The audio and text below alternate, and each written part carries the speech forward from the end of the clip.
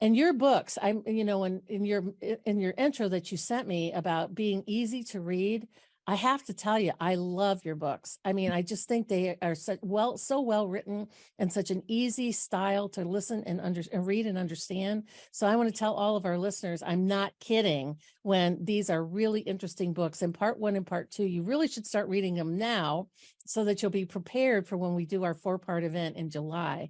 So why don't you tell us your perspective on where we are on this biblical timeline that we refer to as the end times?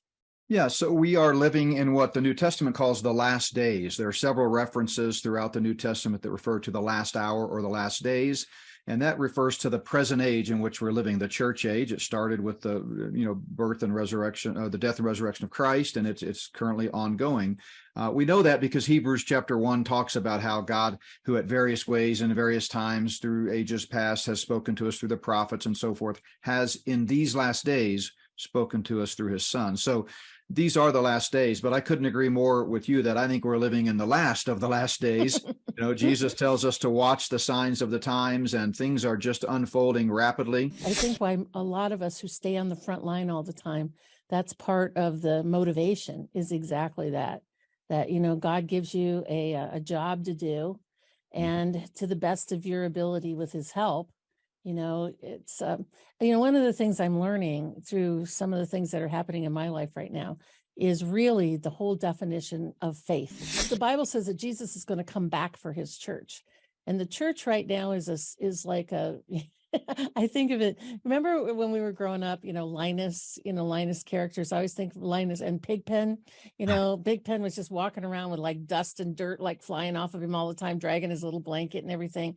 I mean, the church is just like rolling around in a bunch of mud. Yeah, it is sad. I mean, as a pastor and academician and evangelical leader, I'm embarrassed at the state of the church today. Zeolite is a detox spray.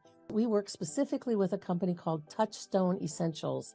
They are an incredible company. We've been working with them now for several years. And zeolite is a mineral that goes through your body like a one-way basket. It will clean out heavy metals such as arsenic and mercury, aluminum, cadmium, and it hooks onto those metals from a one-way perspective. So once it's bound, it goes out through your urine or your stools and doesn't get redeposited in other places. Everybody needs to have a detox product in their life, and this one is so easy to use, and it's so safe. You can take it when you're pregnant, you can take it when you're nursing, you can give it to little children, you can even give it to infants, and quite frankly, I give it to my dog. I actually put a little bit of the zeolite in his water, because until we all stop living in a toxic world, we all need to get some of those extra toxicities out. The heavy metals, the persistent organic pollutants, the things that are floating through the air, the different things that we come in touch with in our environment. And we are a big fan of zeolite from Touchstone Essentials. We've been a big fan of their products for several years. Now, there's several of them out on the market, but we've done our research and we really like this product. It's one that we have promoted for several years and will continue to promote for years ahead.